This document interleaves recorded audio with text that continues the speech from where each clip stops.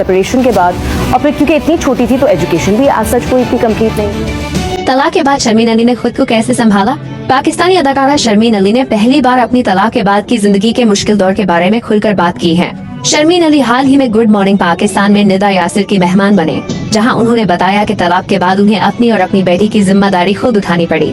उन्होंने कहा कि अलहदगी के बाद उनके पास खुद मुख्तार बनने के अलावा कोई रास्ता नहीं था। कम उम्र में शादी होने की वजह से उनकी तालीम भी मुकम्मल नहीं हो सकी थी।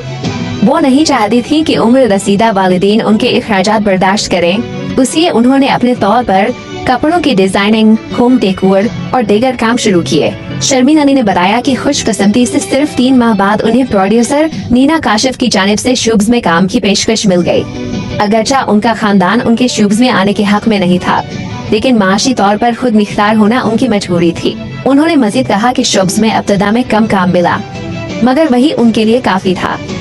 उनका कहना था कि अगरचा उन्होंने बैरून मुल्क तालीम हासिल की थी, लेकिन शादी के दौरान पेश आने वाले तजुर्बात ने उनके एतमाद को मुतासिर किया, इसलिए उन्हें अपनी जिंदगी नए सिरे से शुरू करना पड़ी। आज शर्मीन अली पाकिस्तानी ड्रामा इंडस्ट्री का एक मारूफ नाम है और मदाह उनकी अदाकारी को खूब सराहते हैं।